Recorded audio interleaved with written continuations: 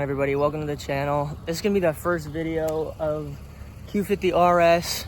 I just got it on Sunday. Today's currently Sunday, so it's a week of ownership now. I'm gonna go through some of the mechanical issues. If you guys follow my Instagram, you'll see all of the crazy shit that's been going on with this car in just the short time that I've owned it. But we're gonna go through, I'll add some clips of maybe some freeway driving, some pulls, and then we'll go over the differences between this and my 2019 Q60 Lux that I traded. So starting out with the outside of the car, we have the Midnight Black colorway. This is my first black car, and if you guys have never owned a black car, I did not know that I was gonna have to fix that right away, but no biggie. We're gonna get it paint corrected. Just be careful if you're looking to buy a black car. It gets dirty the second after you wash it, so if you're going to shows, just know you're gonna need to wash it pretty close to the event. We'll do a little walk around here. I think the thing that caught my eye about this car the most was the wheels.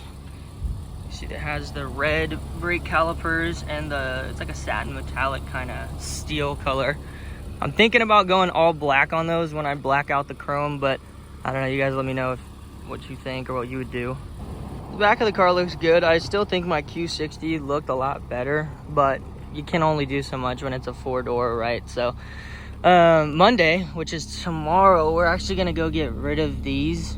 I think they're ugly as shit. Some people will love them, but I think I'm just gonna do a muffler delete for now, and then we're gonna change the tips, just kind of make it look clean. We're probably gonna go arc grip for the exhaust, but I need to hear more clips of what the other ones sound like. So if you guys have my Instagram, send me clips of what you guys have so I can kind of make a decision on that. One thing I do want to mention about this trunk, really, is how freaking heavy this shit is, dude.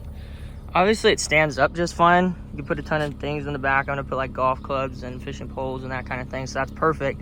But it's so heavy. There's no support on the way down. This thing could legit chop off your finger if you weren't paying attention, so careful about that. Also, this, I wanted to get the H-tail spoiler that everybody has, and it already came with this one, so I think it's gonna look stupid if I put one on top of that. Somebody let me know if I can even do that, or if this is something I can take off. I totally will. Let me know. I do want to drop in here, if you guys are doing tints on a black car, just do yourself the favor, get the 50% on the front. You can only see, when the sun's even facing you, you can only see a silhouette of the driver and the passenger, but it just adds that stealth look. And honestly, I got it on my Q60, and now every car for the rest of my life will have that. We're gonna jump in the driver's seat here, but the first thing I want to point out is that my 2019 Q60 Lux had the Bose Performance sound system. This 2019 Q50 Red Sport does not. I thought that was pretty weird, and it's honestly noticeable in terms of the bass. It's just that sound quality is a lot better, but this one's not too bad. I plan to get them switched out just because I'm used to having the Bose, and now it sounds a little bit, just not as good. So that's just one thing to note when you're buying these. Look out. Apparently some of these models do, some of these models don't. The other thing now I want to point out is that the paddle shifters, my 2019 Q60 did not have paddle shifters. You guys let me know, if you drive a Q60, what models did the paddle shifters come on? Was it only the Red Sport?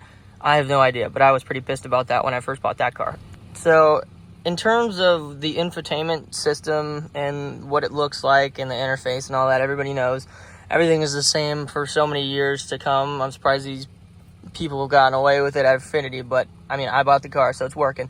I personally like it. These are pretty trash.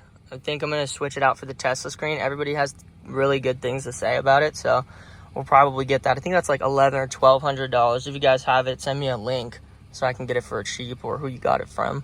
One thing that this car has as a 2019, that the Q60 did not, is that it has the driving aids. So it has lane detection when changing lanes. It has sensors in the front. It has the car detection behind you if you're pulling out and somebody's coming behind you. The Q60 didn't have that. It kind of felt lower end in terms of the package that it had, and it's supposed to have this premium package, but you can see that they didn't leave it out of the Red Sport. One thing that also comes with that as well is this camera system that I'm absolutely in love with. So it has the front camera angle, and of course it has the overview, so when you're parking or getting into a tight space, it's always a clutch move to pull that out. But this is the change view. If you're parking up next to a curb, you got that bad boy. It's coming right out of the bottom of the rear view mirror, and that's how you make sure that you don't hit any curbs, which I can't lie, I'm not the greatest at avoiding them, so that's something that was a win for me.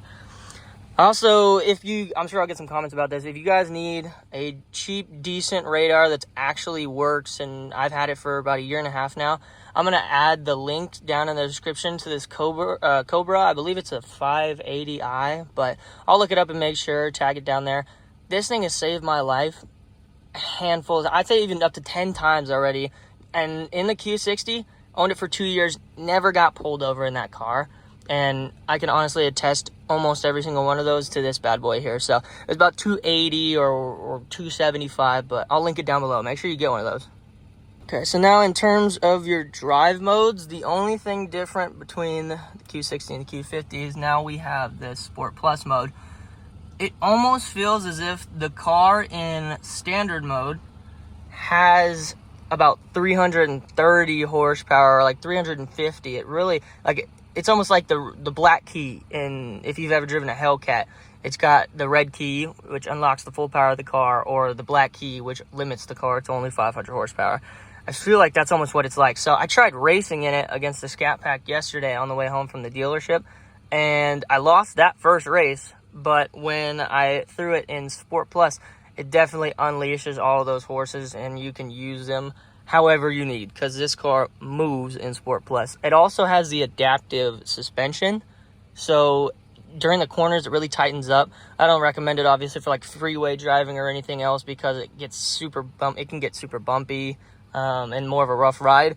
But it's cool when you put it back in that standard mode that you feel the suspension soften and the road gets a little bit more comfortable to ride on.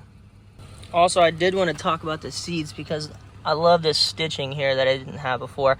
This also was the only one on the lot with the red stitching at the time, so that caught my eye as well. It has this little leg extension that is pretty cool. I mean, in BMWs, I know have had that, and it's good for long travel and that kind of thing. I actually notice it quite more than I thought I would, but here we got the adjustable bolsters, and it's not as tight. Like the Q60 had almost bucket seats, like almost racing seats. You guys know if you've been in them, they're a little bit tighter.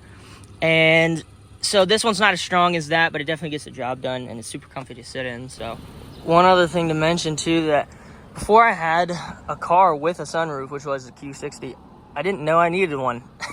I like it. I go down to the beach often with everybody, with my girlfriends and my friends, and we'll always have to have the windows down for that beach weather. So something small, but you definitely have to have. So for the first time, I'm mentioning I'm going to be partnering up with Dime Industries, which is a premium cannabis distillate company, to put their logo on the back. They have some cool designs and some stuff we were working with. So once that comes in, they will be an official sponsor. I think we covered just about everything. Sorry, it's a first YouTube video. I don't know what the fuck I'm doing. So we're just going to throw these clips together and pretend that I know how to film things. So pretty sure everybody relates to that in one way or another. But let's go ahead and hop in the car.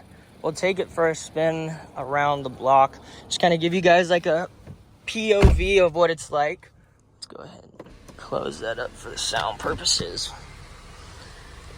And we'll throw it in sport just because.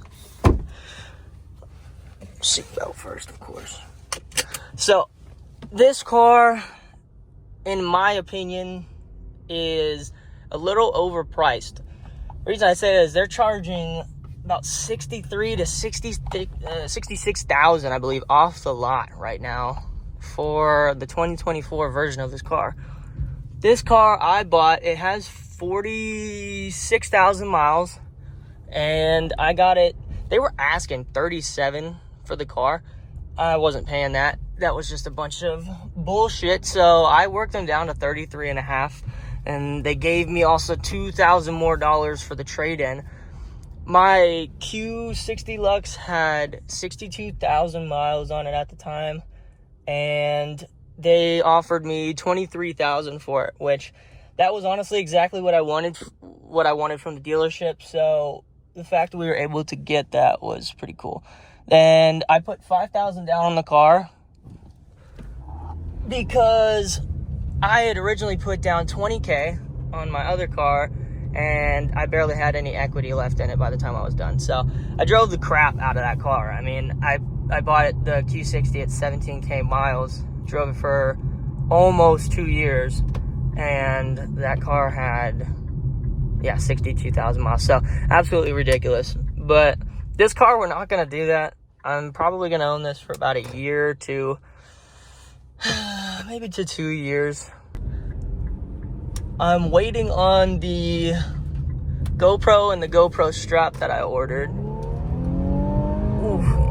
See, it just gets up and goes. So this car has raw power when you put it in that Sport Plus mode.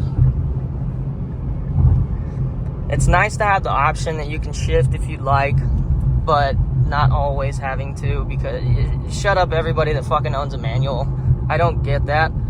I drive to and from work pretty far every day. Why in the fuck would I get a car that I have to go from second to third every 2 seconds when I'm in traffic? It's stupid. If you're one of those people, don't talk to me. I'm just kidding. I still probably like you, but stop saying stupid shit. We're gonna go take this boy on the freeway, or at least do a get on the freeway pull.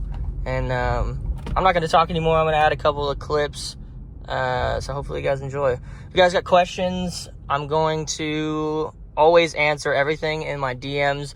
Instagram is that one Q50 RS. It's the same as my username for YouTube. But yeah, thank you guys for tuning in. This is going to be the first of many. It's also going to be the worst of many. But we're going to get better as time goes. So enjoy the clips, and we'll catch you guys later.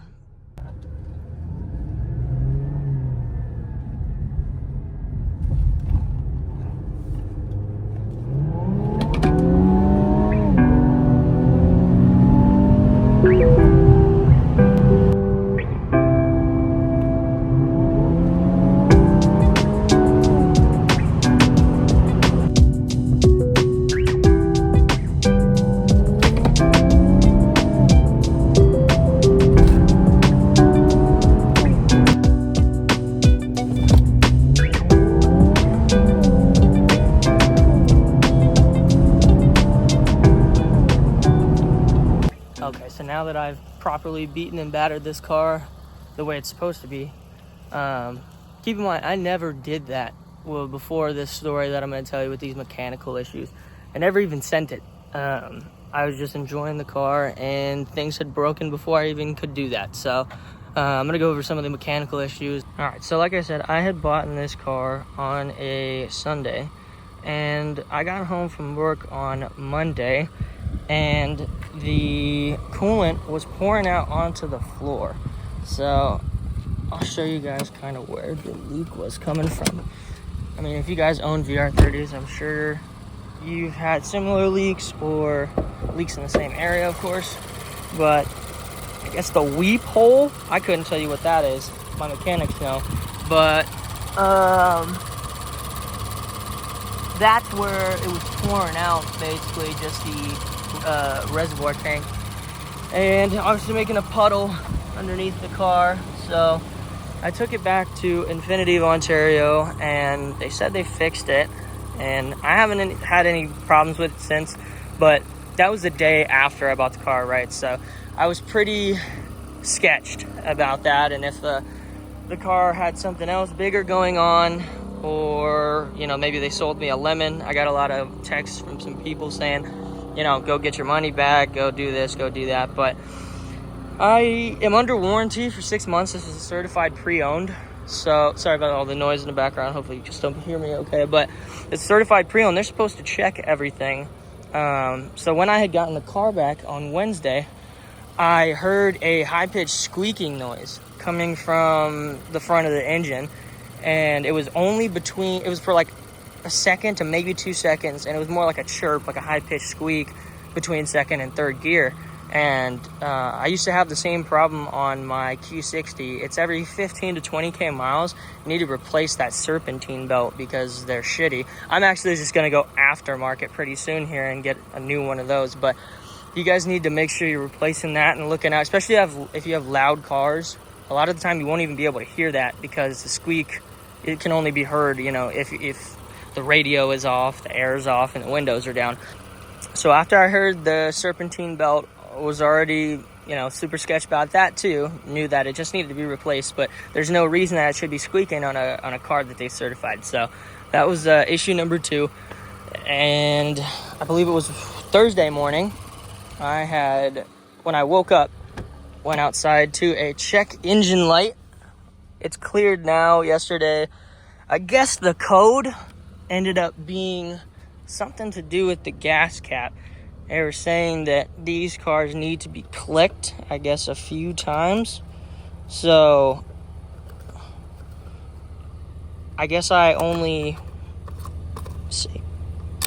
clicked it once. I guess you're supposed to, like, extra. I don't know. They did. So if there's anything else, literally anything else that goes wrong engine wise with this car, we are getting a new engine. And I made sure the dealership was on the same page with me on that, and they very much were. So they did end up taking care of me. I know everybody's reaching out asking me what they were saying and if they were going to take care of me. Yes, everything's all good. Going to be, you know, a chrome delete coming, really just cosmetic stuff. We're not doing anything crazy. The car has fucking 400 horsepower. I don't really need to do all that much, but definitely going to do the exhaust tomorrow. Yeah, I just have a lot of things. I don't want to spoil it too much. I have some things here and there, but it's going to be a slow piece of work and a slow process. But shout out to everybody that's been messaging me and following this build along and this car journey in just a short week that I've owned it. So thank you, everybody. I appreciate it for tuning in, and we'll catch you on the next video.